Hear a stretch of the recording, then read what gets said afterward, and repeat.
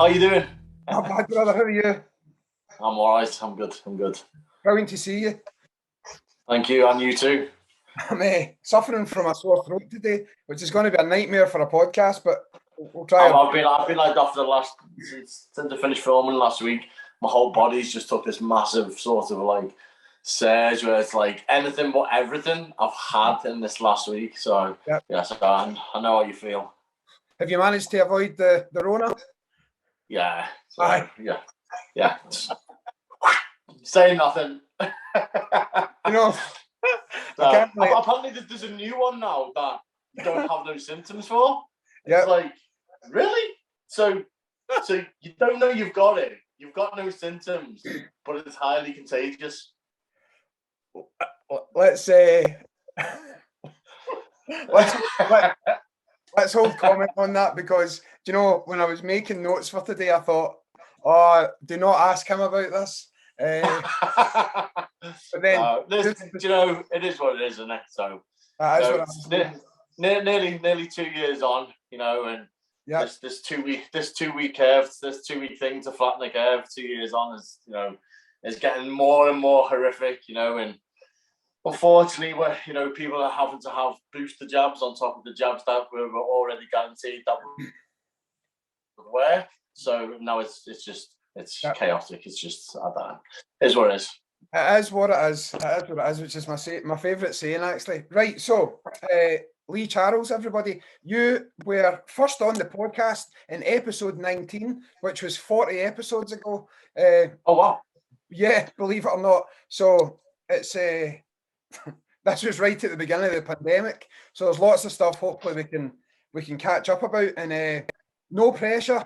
But yours is one of the feedback I got when you were on the show was brilliant. People absolutely loved you. They really, really did. So, and what's not to love? What's not to love? Thank you. Appreciate it. So, where to start? Start by coughing.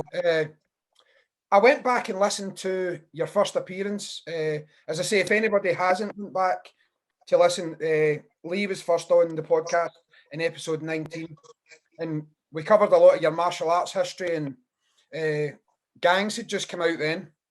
Yeah. It had only just been released maybe the week before or so that was really good timing. But let's start off with this. When I was listening back to the episode, and I wrote this down actually, you were talking about being at a stage in your life over previous years where you were down in London shooting, and you were actually sleeping in a lay-by. One of the stories you told me, because just the way the situation was at the time, and everybody thought it was all flamboyant and extravagant lives, and just about the hard work you put in. And then a couple of weeks ago, you posted a photograph on your Instagram shooting with Sylvester Stallone. So the first question, Lee, I've got for you today is let's talk about the drive that's involved in getting you to where you've got to today, and how people achieve that. Yeah, I mean, do you know, I know it's like cliche because obviously it's from the background that I come from, and I think with any sort of hobby, but it's more than a hobby, that has to install so much discipline and so much perseverance and so much drive and hunger, like the martial arts did for me. Yeah, you know that. Like I'll say it all the time, and I'll say it to everyone. That set me up for life. You know, it taught me certain skills that I don't believe you can get anywhere else. You know, my parents took me. You know, obviously the guys that listened to the last podcast, you know, I've become obsessed with Bruce Lee and stuff, and I started karate and stuff. But I honestly believe if it wasn't for my martial arts training and my martial arts background and everything that I did, I wouldn't be the person I am today. Yeah. You know, it taught me so many things about myself. Do you know what I mean? It sort of like, it helped me, you know, discover who I was. You know, whether it was waiting all them years to get my black belt, whether it was not being the greatest fighter and having the perseverance to continue to get beat until then not to get beat and then become a world champion. It was like, it just taught me so much about who I was as a person.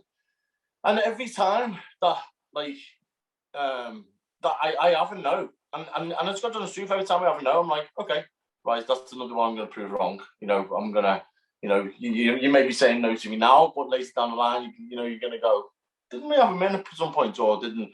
And I think, and that attitude comes from a martial art. Not being able to do a certain kick or do a certain punch or even tie your belt when you first started out tie your belt. Yep. That itself was a chore. And then you learn to tie the belt the easy way. And then there was the tying the belt where it had no twists in it. Then there was that way.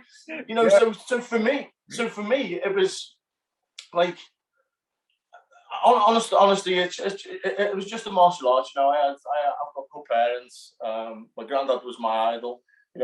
Excuse me, he was a workhorse. He was he was like a proper family man and did everything for the family and stuff. And yep. I've probably got traits and stuff off him. But the be all and end all is the martial arts.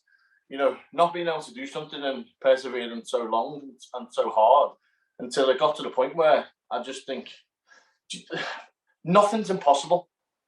I honestly believe nothing's impossible. And I honestly believe that, you determine your own fate. I think in today's day and age, and now, everyone's built to quit. So, everyone's built to give up. We're in this sort of snowflake environment where everybody's trying to cancel someone for saying something that they find offensive. And, 90% of the time it's comedians who that's what their job is. Their job is to they're not actually going out and saying what they're saying. It's like remove yourself from what they're saying and what they're actually doing and listen to what they're doing. They're making a whole thing about it. They're making a joke about it because it's a joke. But you have this culture now that is just quick, that is so quick to quit on themselves and give up on themselves. And I think the way I was brought up, and I think probably yourself, I think that generation is a dying breed. I think people like to be handed stuff out on a plate. I think people think that everything should be easy.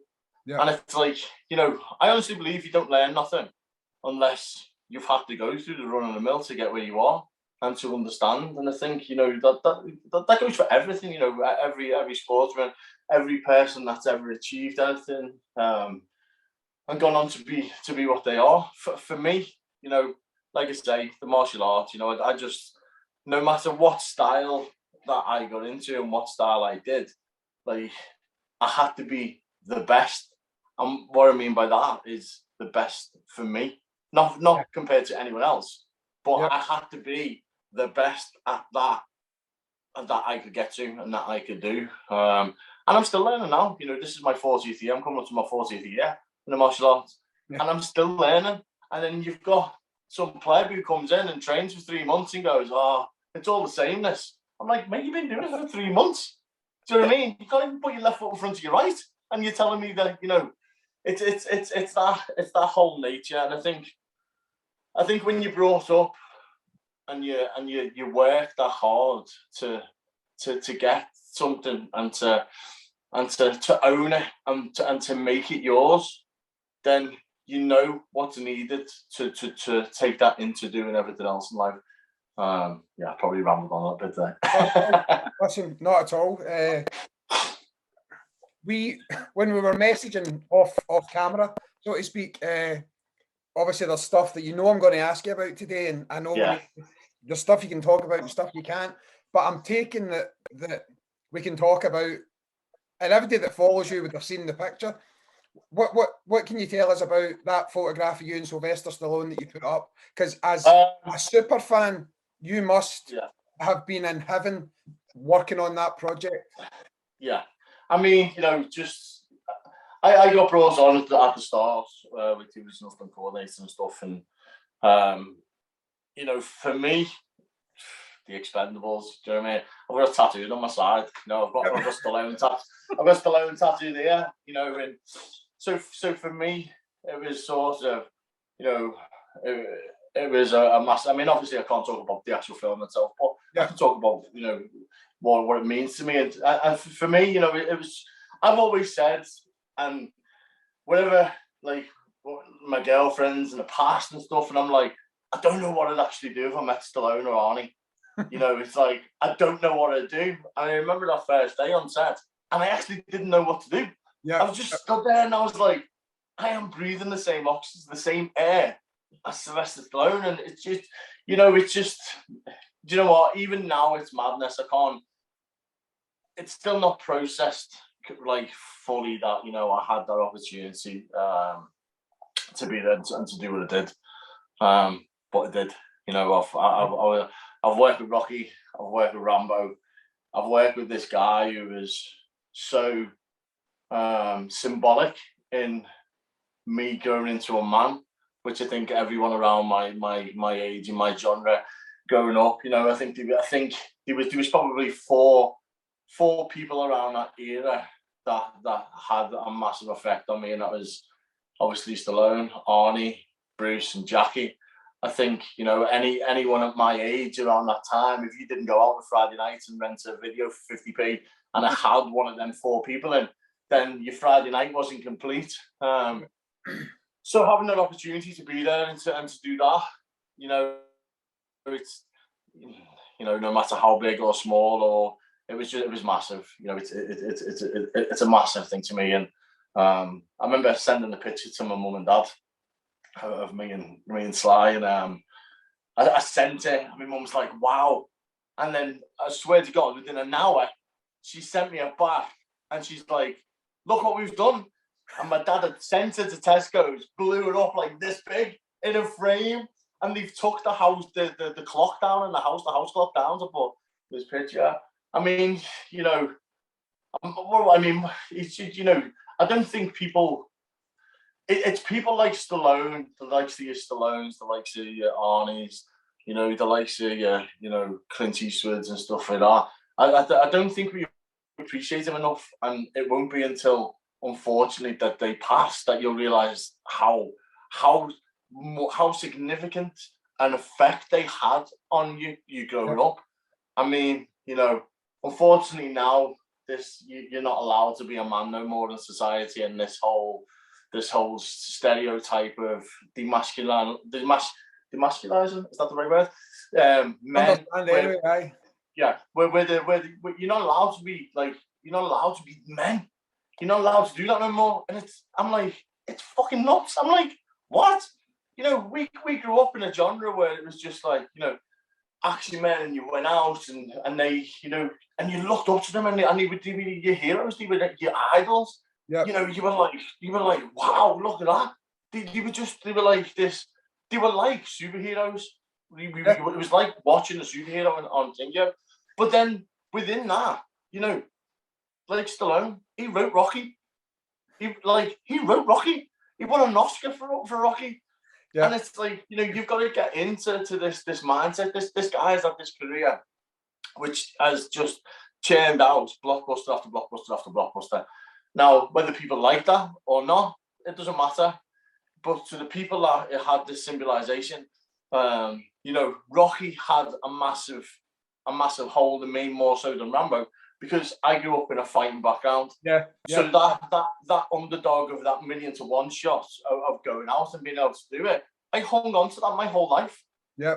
Even now, even though I hate running and I despise running, I have run to the same soundtrack, and I have run to the same soundtrack since I was about 14, and that's the Rocky story, which is basically Rocky 1, 2, 3, and 4, and it's a mixture of that thing, and it's the same soundtrack. That's the only thing I'll run to. I don't run to nothing else, because I know my pace, I know my distance, I know my speed, I know when I need to step it up and bring it down, and I've done the same music. I don't think there's anyone. My little boy now, every time we get in the car, it's like, Dad, can you put the Eye Tiger on? Eye Tiger. And it's like, so.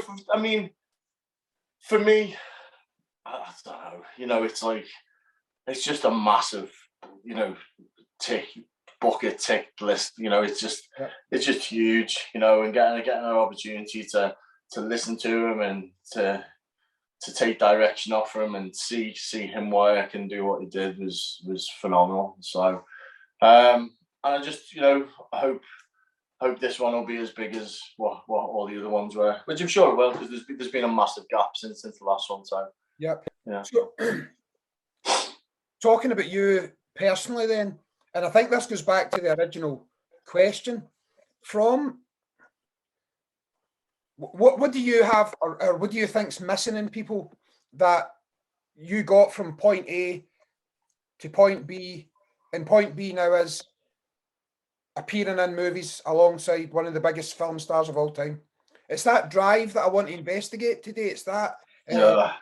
I mean, for me, yeah. I mean, I think for me, it's perseverance and hard work. No one's willing to work hard no more.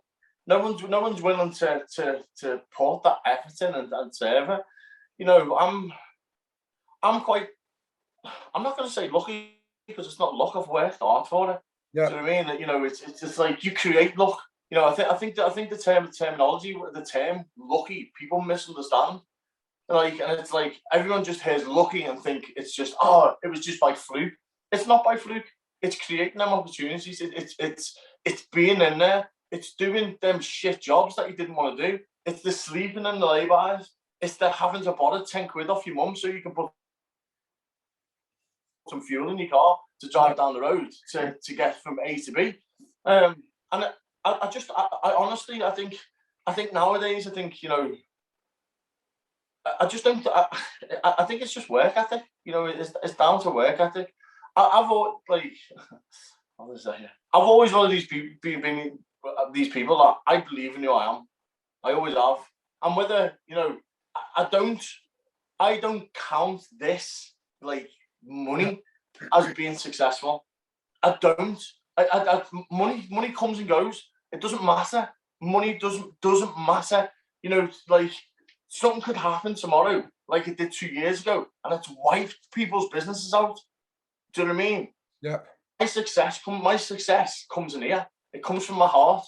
And if my heart's full and I feel like happy, and I think, do you know what? Like, I mean, touch wood, I don't, but if I die tomorrow, I've left a bit of a legacy. I've done things that nobody else that from where I've grew up from has been able to do.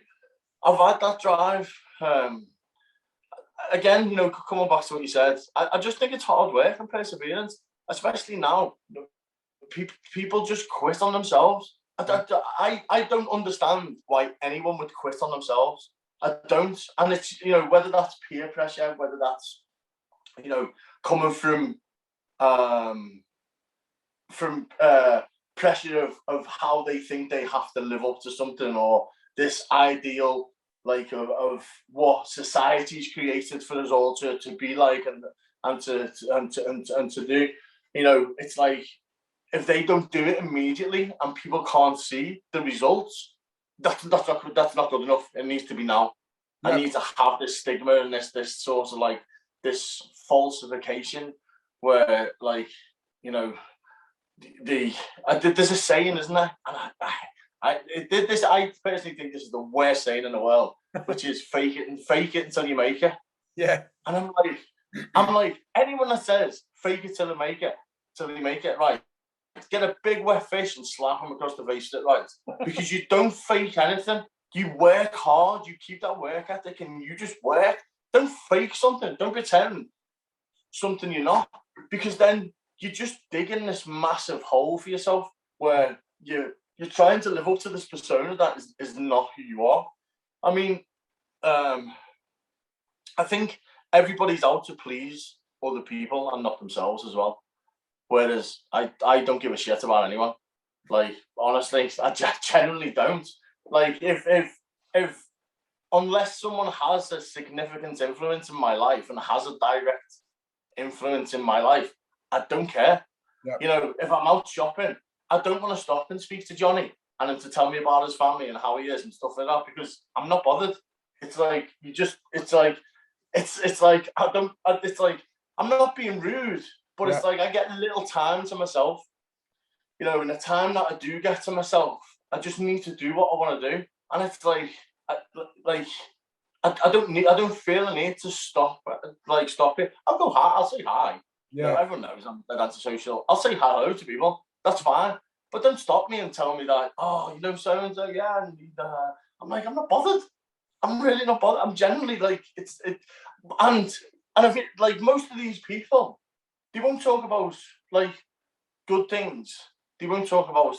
They will tell you like loads of negativity, and I'm like, keep that negativity away from me. I think that's the point you're trying to make. I think that's the point you're trying to make.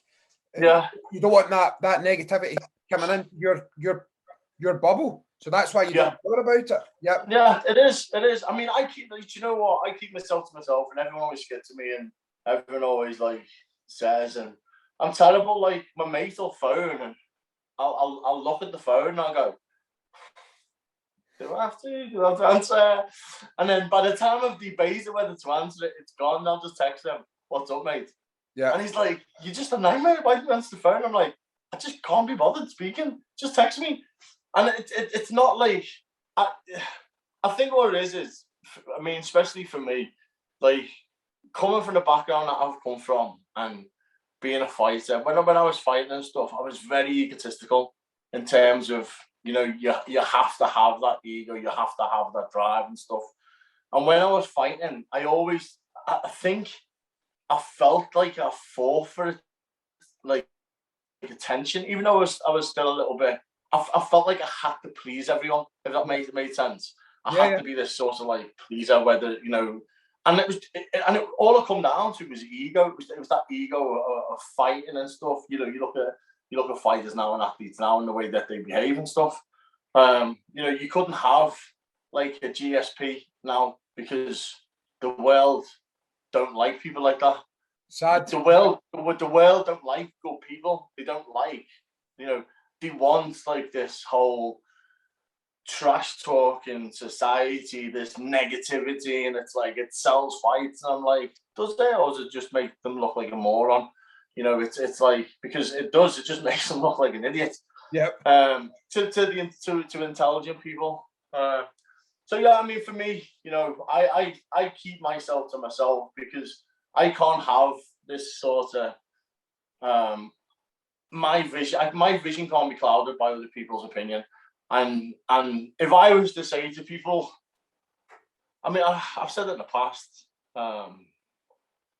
like I used to have this massive dojo. It was like a 8,000 square foot dojo. 11 years ago, 10 years ago. I lost it. I lost everything in the process. Like, don't want to go into why, but I lost everything. Then when Stallone put that video up, you could see me on the video.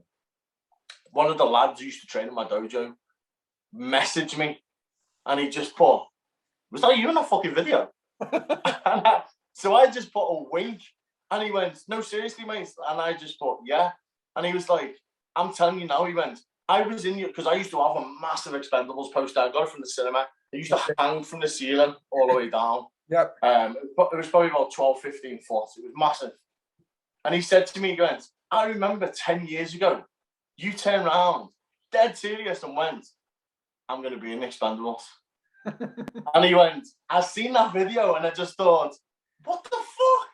He was like, "You know, you said that you know, that time ago." And I think it's like, you know, for me, I cut people off who were really, really close to me, like really close to me.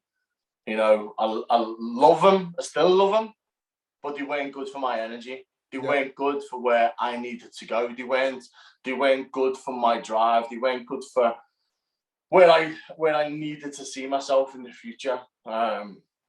Instead, they lived they lived their life the way they wanted to do it. And I just thought, you know what, there needs to come a point where I need to make a decision myself and say, my goals and my life and the stuff that I want to achieve doesn't fall into this realm that I'm in at the moment, and it doesn't form into what we're doing and how we are. And I just made it. I made the decision to probably cut 99% of the people out of my life who were really close to me.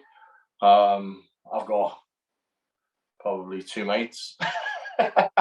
You know, two close friends. Yep, I hear you.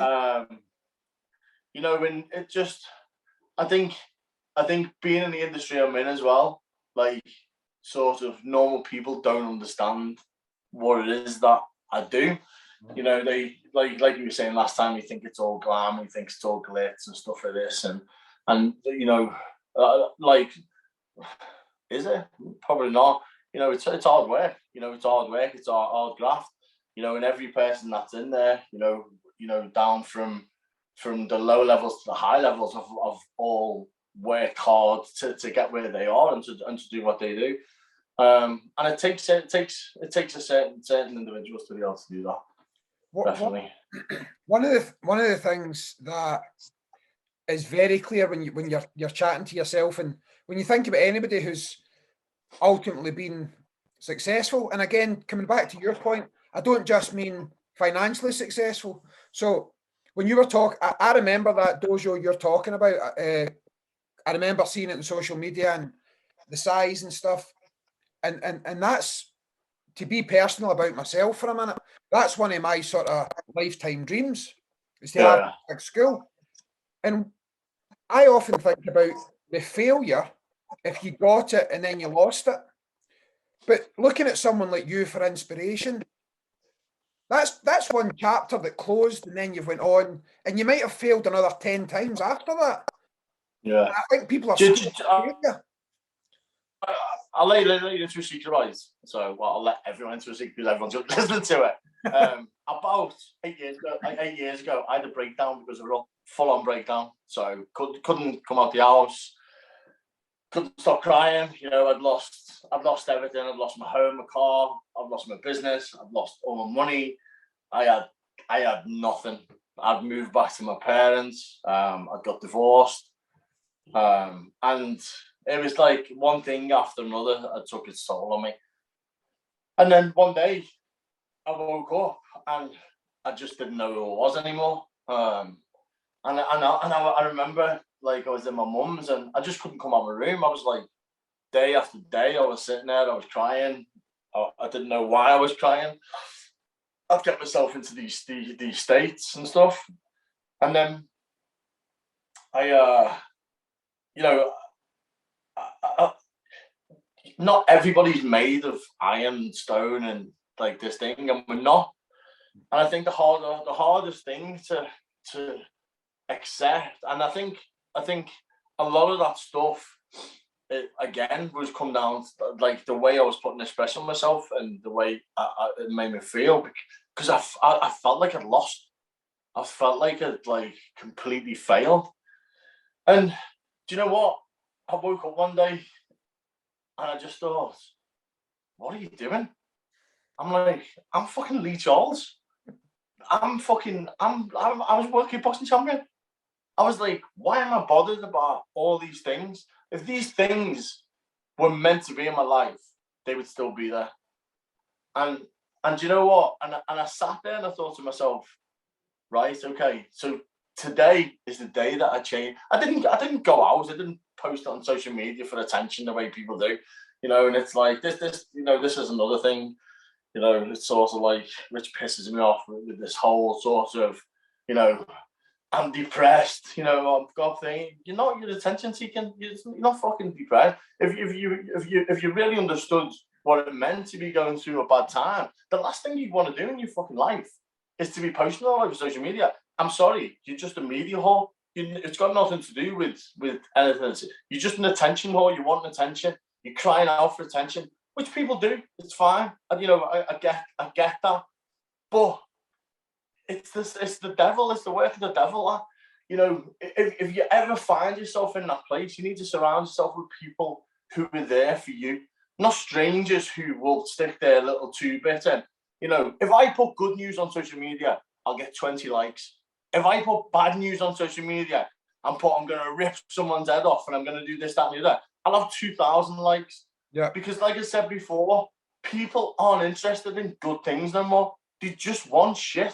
So I'm like, so it's like, I don't understand why people would ever sort of place that negativity on stuff. And the only way that you heal and the only way that you get strong is to surround yourself with people that matter. And I had that. You know, I was at my mum and dad's. I was at my mum and dad's. They were there for me every day. And in the end, I sort of like, you know, I went and seen people, I went and spoke to people. But I made the decision where I had to heal myself. It wasn't down to anyone else. It wasn't down to like being there and like I needed to stop feeling sorry for myself. And I was like, and it's like, I'm here once. I don't have another go at this. I don't have another opportunity to. So I thought to myself, stop wallowing in all your self pity. Stop feeling sorry for yourself and fucking do something about it. Do something productive. Do you know what I mean? What do I know? I know how to fight. Went and worked on the doors again. It was the easy way for me to make money. Do you know what I mean? And so I went and worked on the doors. I did the doors for a bit. I started getting money back in. Found a flat, moved into a flat. I moved into a flat. I had a pillow, I had a bed sheet, and I had a TV. That was it. I wouldn't accept any presents off anyone because I needed to build myself back up. I needed to re-identify who I was, and I needed to do that without having people deal with things different. This is the way I needed to do it, and I needed to do this. So for me, like like you know, obviously, because I don't want listeners listening and thinking that like me just going, it's all about hard work. It's just all about perseverance. You know, I want them to know that I have had them shit times. Like shit, I hit rock bottom. Like just like a lot of people do. Like, and it's not it's not an easy thing to come out of. But the best thing that you can do is never give up on yourself. That's one thing I never did. Yep. Yeah, you know, I had the self pity, I had the self following, I had the feeling sorry for myself and stuff. But then once I realized, like, this is me, this is my life, this is the one time and the only opportunity that I get to be here and to make something happen. And then since then, well, you know the rest of those the last 8 years. You know, I just, you know, I never stopped. I even come out of retirement and fought for a world title again and won that. 28 seconds. You know, it's just, you know, it's you've got to take these bad opportunities and sort of like turn them into something else. Make them the fire that fuels you. You know, it's like, and don't worry about what anyone else thinks.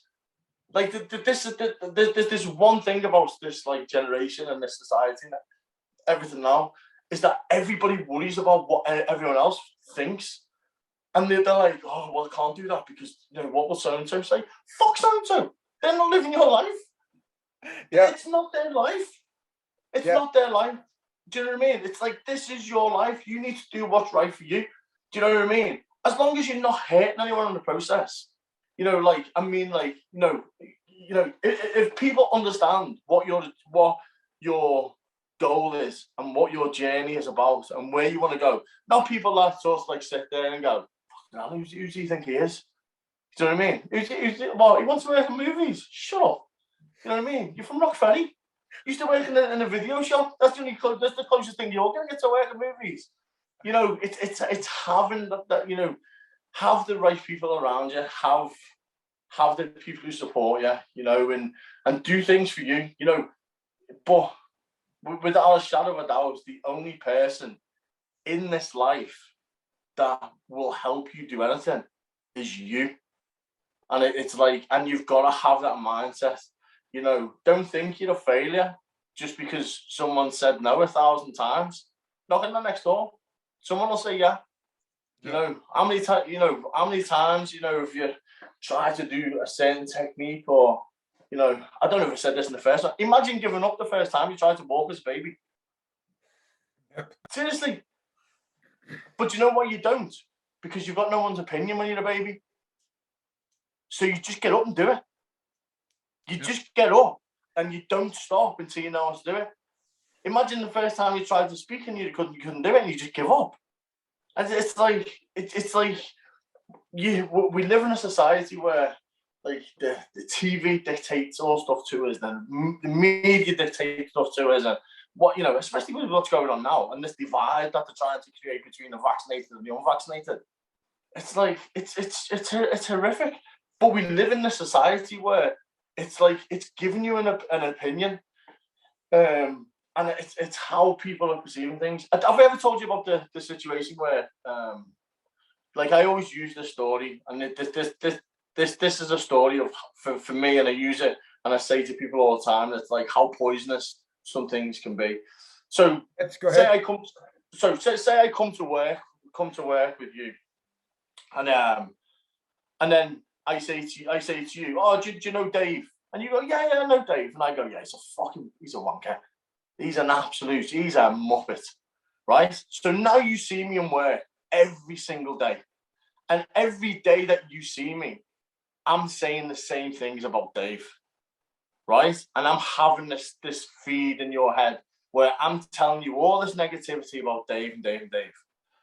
So say a month goes by and you bump into someone in the street and you start talking and they go to you, oh, have you seen Dave?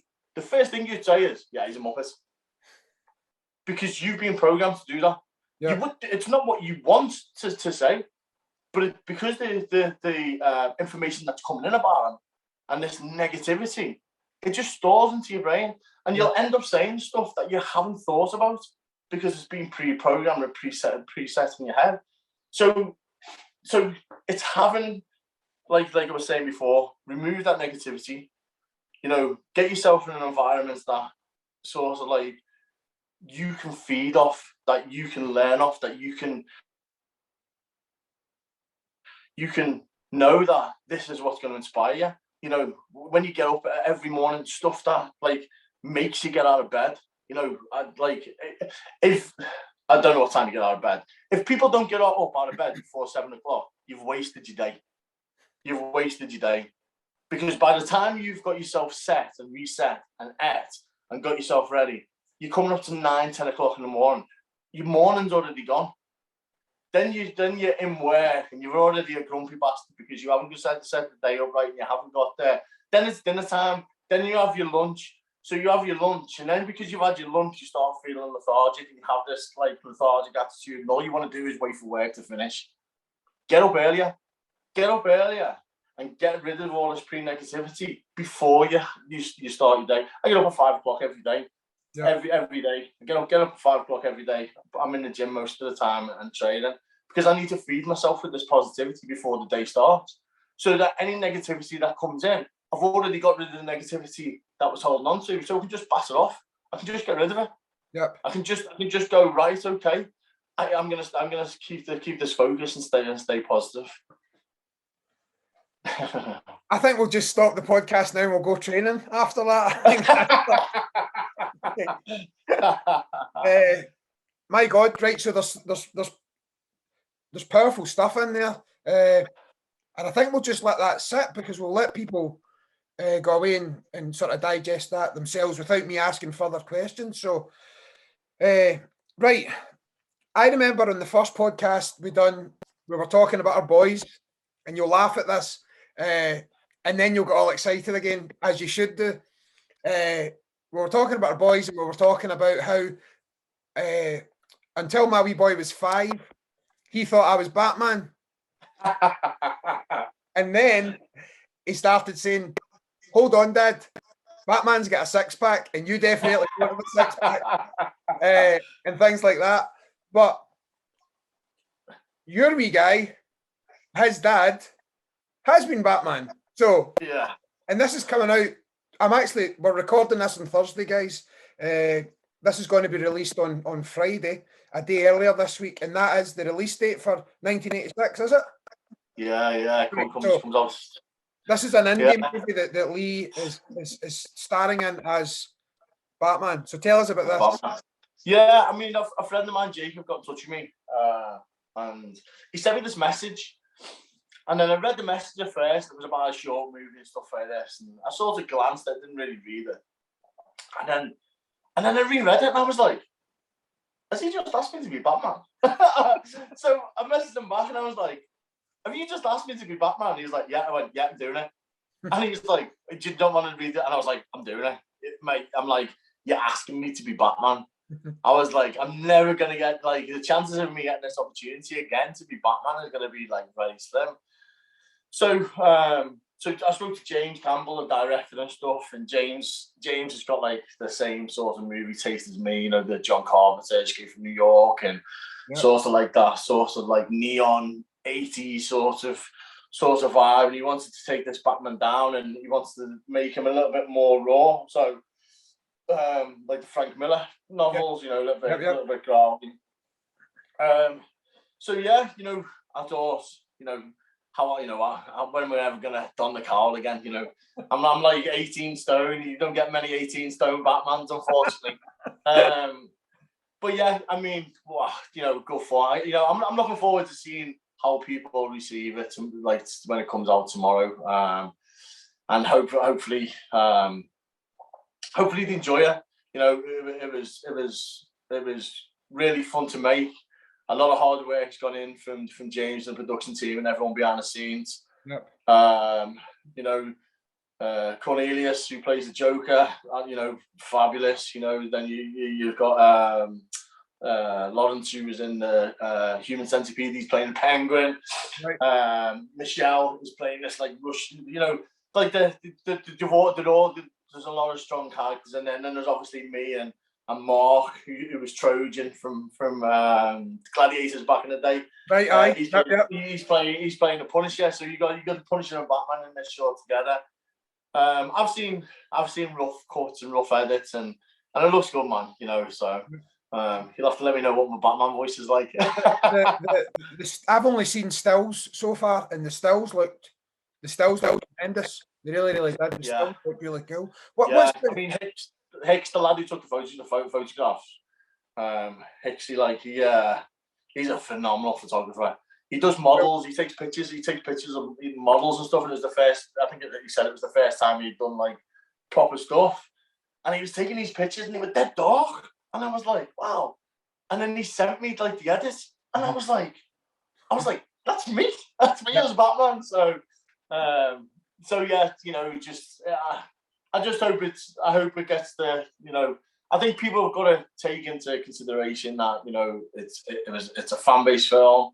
You know, it's a low budget. It's on for about 15 minutes, and you know, considering the time that we had and what we've done and stuff, you know, I think it's pretty special. I think it's good. Yeah. You know, and at the end of the day, I'm Batman. So listen, yeah. Okay, so the next question, excuse me, the next question attached to that is an honest question, but it's me going to try and be sneaky a wee bit, all right? Okay. So stick with me. So what's the main differences between work, or what do you enjoy?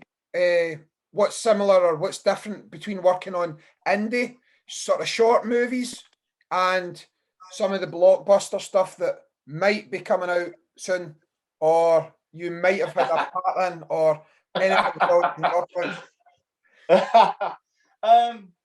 got to be the host, remember, Lee. I've got to try.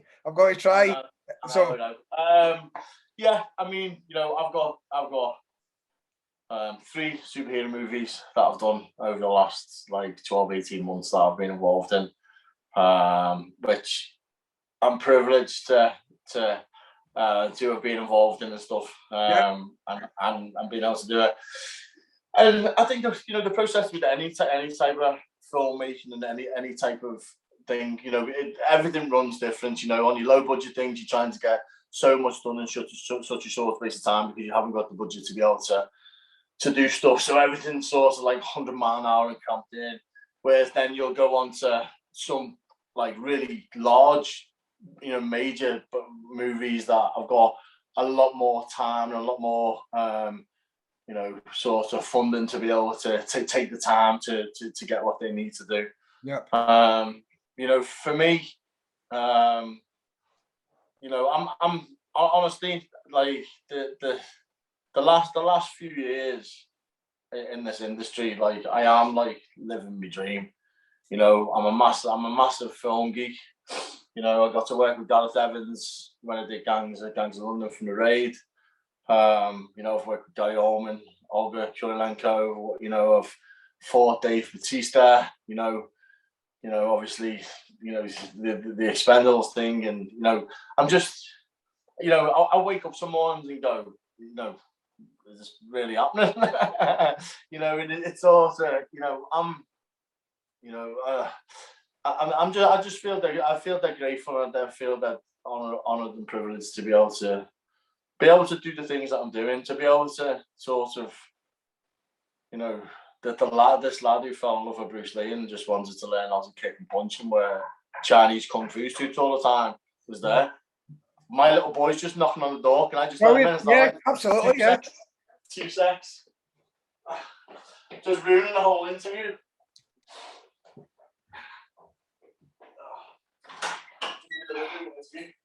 There's bugs on there. You can send them in. I'm just on doing an interview on video. He's here. He's just had to come and pick his bag up. No worries. So yeah, so I feel like really honoured and privileged to be able to sort of be doing what I'm doing, and I finished last week on the last thing I was on. I thought I'm gonna give myself a little bit of time, you know, and have a few weeks off. And no, I got another job today. so I'm back at it from next week. But you know what?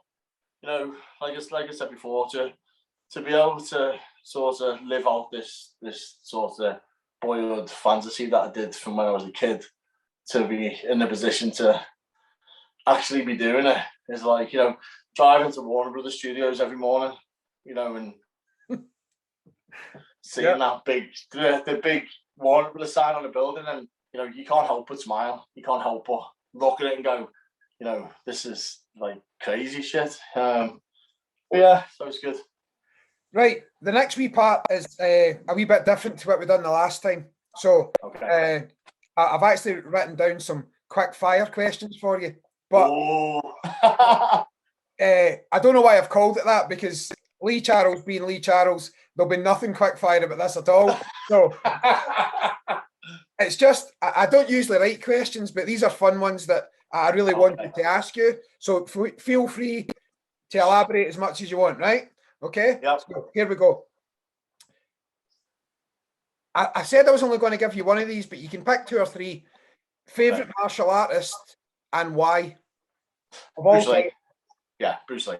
Okay, so Bruce Lee, he was the guy that pioneered it for everyone. You know, obviously martial arts on the scene during the time, but he broke down so many barriers racially.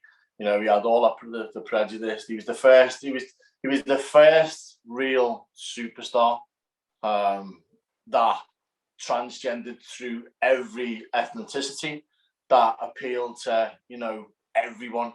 You know, he just broke down barriers that I don't think will ever be replicated again. You know, you only get certain people like him that come into the world, like him, Muhammad Ali, Michael Jordan, probably Michael Jackson.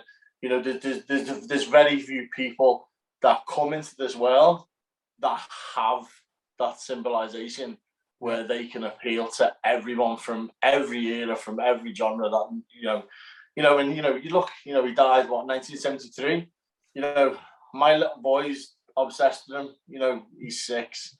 You know, for someone to still be able to do that, it's mind blowing. It's just boggling to still today to be that big.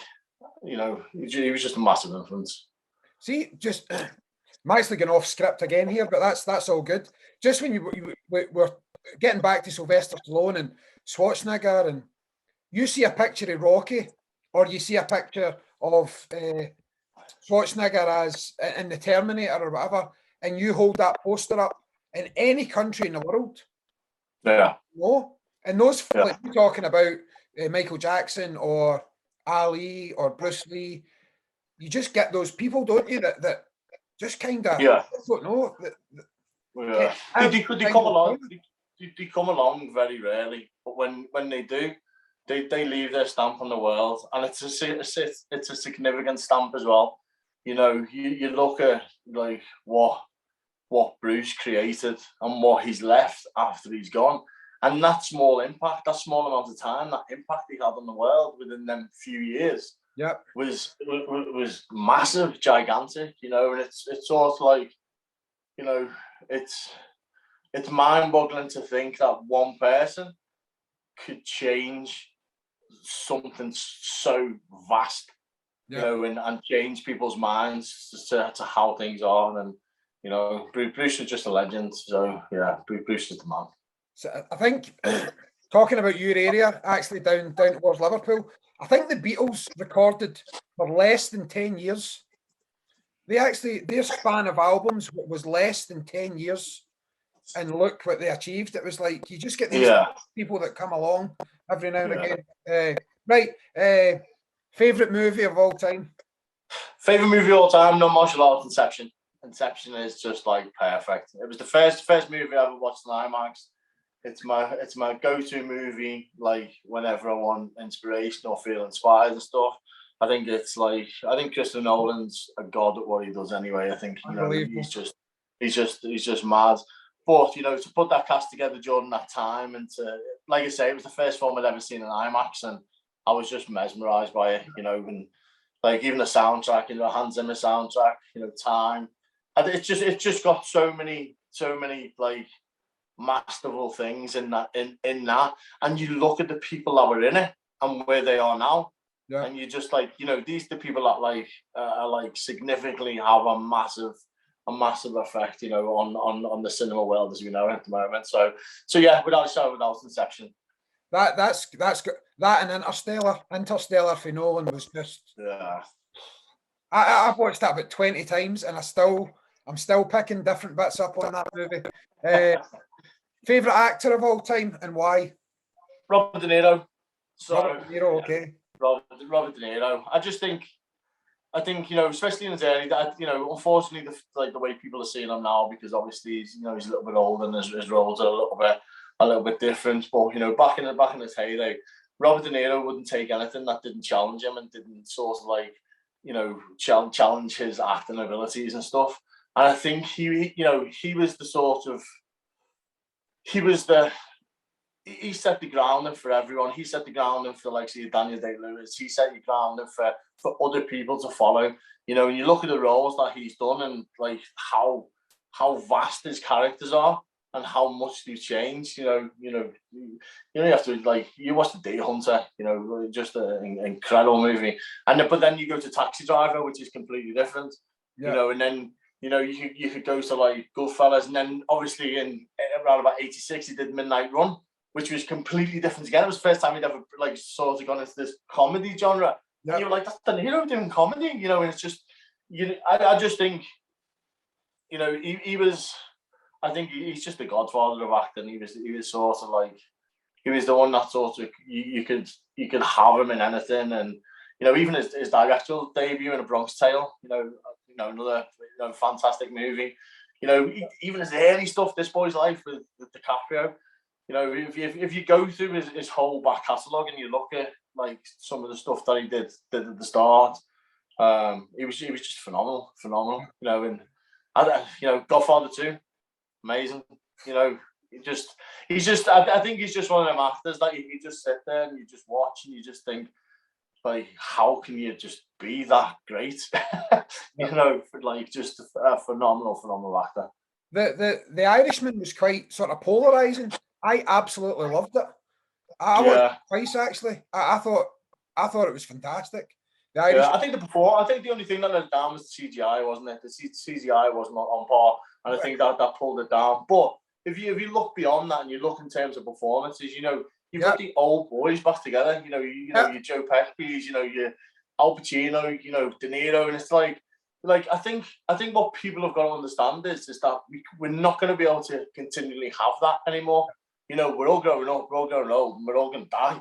Yeah. You know, and I think people need to appreciate more, like, of how great that them guys are at what they do. You know, Joe Pesci, you know, phenomenal actor.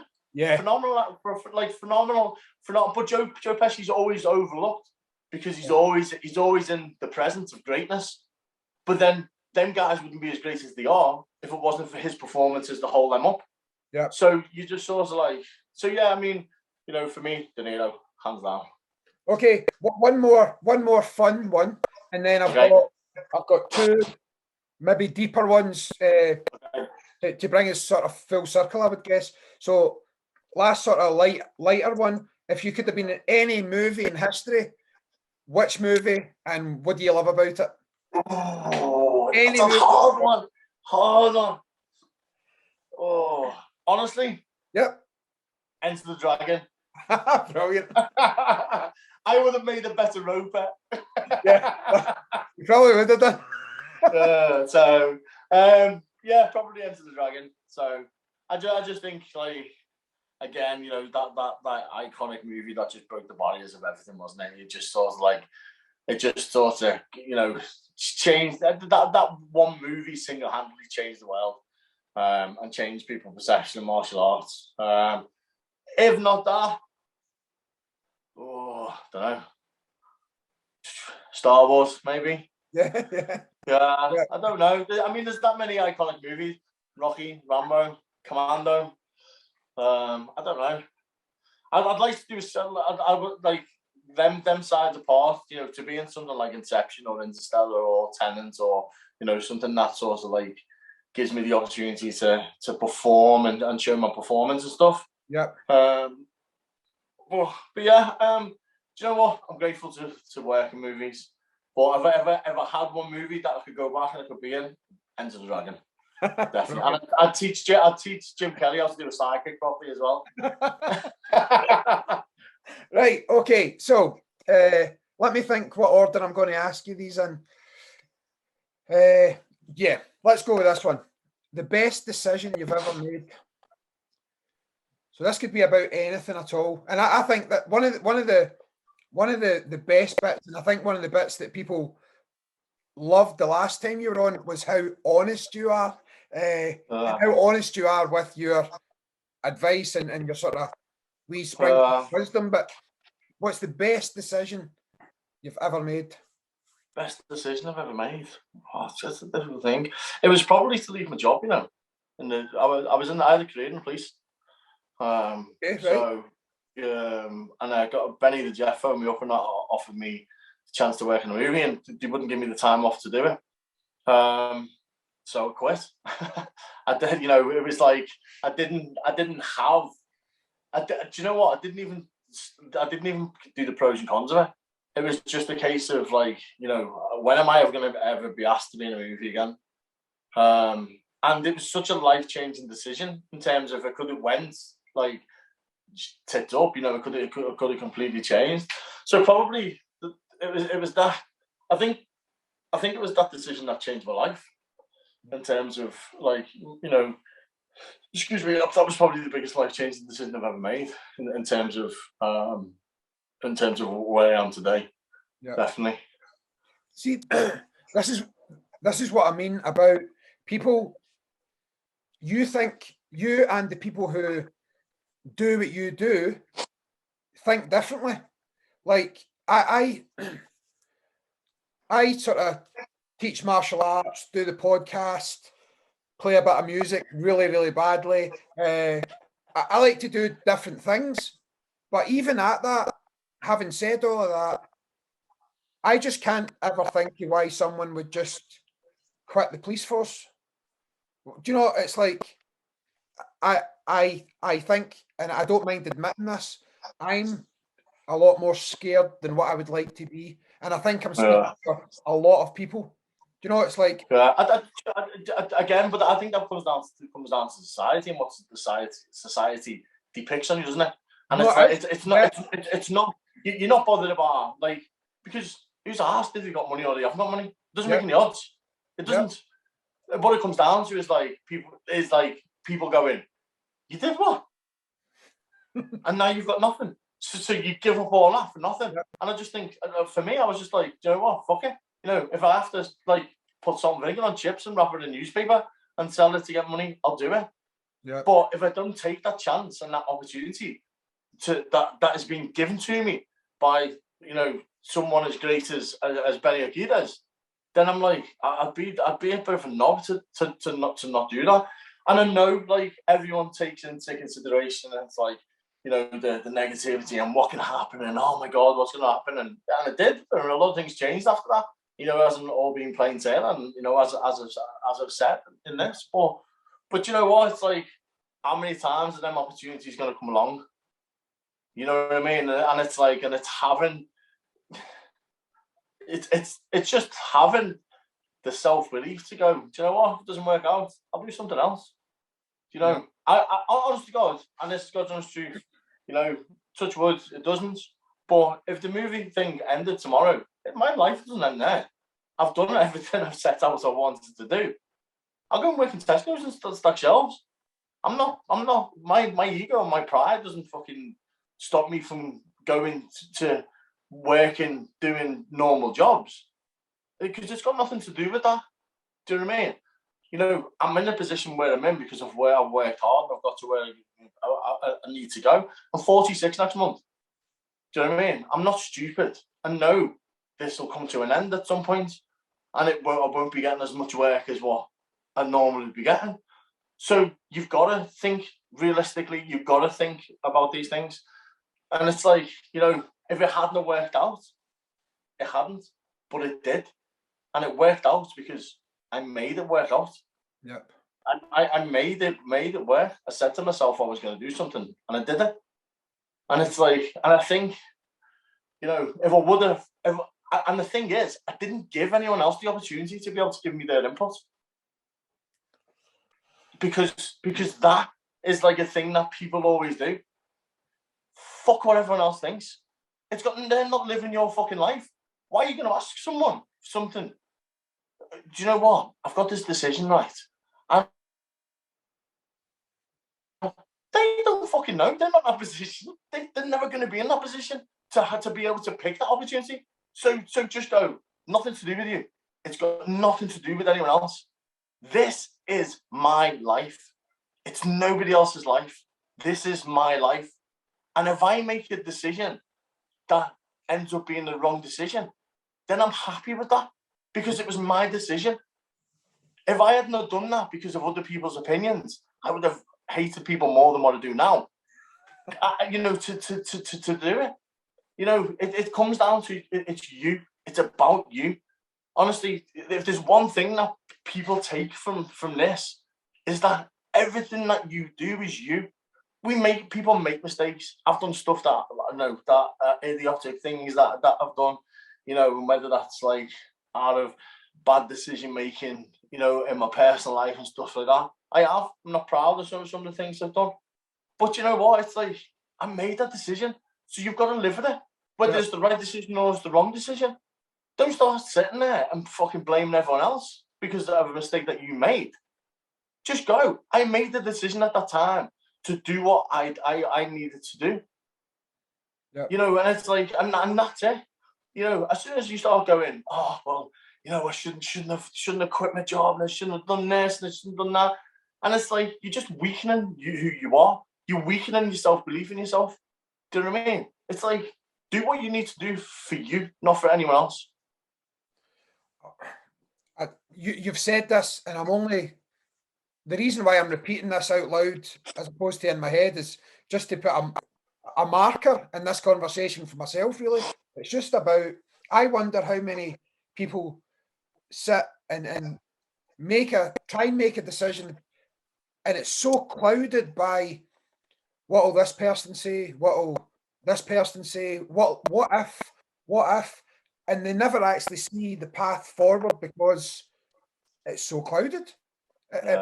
I know that I do that. I do know that. So other people must do it. I think I'm a bit confident guy. So if I'm doing that, other people must be doing that. I'll give everyone a tip. Fuck everyone else. Yeah. Seriously. Unless they have, I mean, you know, you're married is different. Unless someone has a direct sort of influence on your decision making, it's nothing to do with them. Yeah. It's nothing to do with them. Do you know what I mean? And it's like, you know, you're here once. Do what makes you happy, man. Just do what makes you happy. Yeah. If you fail in the process of doing it, you tried. Don't ever sit there thinking, I wish I would have done this. Because by the time it comes to it, you're going to be sat in an old people's home with someone wiping your ass, feeding you. Do you know what I mean? you're gonna be at a point where you come into you're going out the world the same way you come in. Yeah. And it's like, I don't want to be that person. I'm just, I do things, that other people wouldn't do. But if I hadn't done them things, I wouldn't be who I am. Exactly. So I think you've kind of you've answered the next question. So I'll tell you it was going to be well, maybe not. I was going to ask you what's the best advice you've got or you've given to people. So you've kind of I think that's the best advice you could give people today is exactly what you've just said. But even regarding like the acting career stuff, is there any bits of wisdom that people have given to you that have helped you? Do you know what? I don't really ask people, because I watch people work, and I see their attributes, and I see how they work and how they process stuff, and they go in. I've never been one to ask questions. I like to watch people. I like to see how people perform and how people do stuff. And I just think sometimes, I think you probably get asked a million times a day, and it's just like I want to. I'm not that person. If that gets you wrong. But for me, and I'll say it all the time. And it's just like, the only person that can fail you is you. Yeah. It's got nothing to do with. It's nothing to do with anyone else. Do you know what I mean? Because everyone will say don't do it. Everyone will tell you not to do it. Everyone will say that you're living a dream. Everyone will say that it's not going to be. It's not going to happen, or it's not going to. And my thing is fuck everyone else. It's down Yep. to you. It's down to you putting your mind to it and pushing forward. And the only person that can stop you doing anything in this life is you. It's just you. Take all the negativity out of everything that's going on and just push as far forward as you can to make yourself successful and succeed. And you'll do it. You will. You'll do it. You should set your goal and set your thing so high that if you fall short, you're still doing amazing. Honestly, it can happen. You've got to plan. You've got to plan. You've got to prepare. You've got to be prepared to work hard. You've got to have that perseverance. Yeah, you've got to constantly have that self-belief in yourself. You've got to wake up every morning and have a reason to be that self-motivated that you can push on and strive forward and continue to do what you need to do to be who you are. I've got my boy. My boy gives me all the inspiration I need. The last 7 years since he's been in my life, I've been completely different. Yeah, completely different. I'm a completely different person. Because he gives me the motivation to get up every single day and to push forward and to continue what I do. Anything that I do now is something that I want him to look at and go, my dad did that too. I want to do this, and I want to be able to create that sort of inspiring thing, But in terms of giving people sort of advice, it's like, don't feel sorry for yourself. Don't listen to what other people have got to say, and just do it for you. Just push forward for you. Yeah. Don't push forward. Don't be trying to prove points to other people. Don't be trying to prove anyone else wrong. Just do it for you. You know what I mean? Every single day, get up, do something that makes you feel better. Do something that makes you know that you're taking one step closer to where it is that you want to be. That could be sitting down and watching a film and going over how someone acts. Yep. Honestly, it can be that simple. Yep. It can be getting up and walking an extra half mile on what you've been doing, so the clarity in your head clears. It can be anything, but make sure you want to be every single day one step further than what you were the day before. And it doesn't matter how big that step is, as long as it's something positive. It's something that helps you push forward and things. Yeah. But yeah, just don't give up on yourself. That's never give up on yourself. You're here once. Fuck what anyone else has to say, and do what you want to do. Brilliant. Right, Lee Charles, you remain one of my favourite guests ever. Thank you. You really do. So as I say, we're recording this, guys, on Thursday. I'll get this edited up, and it'll be released on Friday, which is tomorrow. So yeah. Just a quick one before we finish. Yep. Make sure everyone checks out One Shot. It's a new Scott Adkins movie that I've done. Me, Scott Adkins, Ryan Philippe, Ashley Green, and Jess Loudon. It comes out, I believe, in January here. It's out in the USA now. Okay. But you know, it's the whole film's filmed in one shot, so it's absolutely, you know, it's a groundbreaking, it's magnificent, and you know, if you like Scott Adkins, if you like my movies, if you like this podcast, please check it out when it comes out. Absolutely. James Gunn worked very hard to get it to get that out there to people, so make sure you do. I think it might be on Sky Movies in January. Don't quote me, but it may be out on Sky Movies in January. So perfectly. And just actually, just before we go, what's your Instagram handle for people to follow you? It's Mr. Lee A. Charles. So if people want to come over and watch me bitch and moan about it, if you want to call it. I'm joking. No, I've calmed down a lot since last time we were on. But if you want to come over, I usually stick some photos on there that I don't stick on other social media platforms. So it'd be good to have new followers. You know, come over. You know, say you listen to the podcast. Write me a message. Probably won't answer you back, but it'd be nice to write me. No. Rightly. I'm trying to reply to people. Take care, and honestly, thank you so much again. It's always good fun. Problem. It's always good fun. Thank you. Right, God bless you. See you later. Take care. Take care, buddy. Bye bye.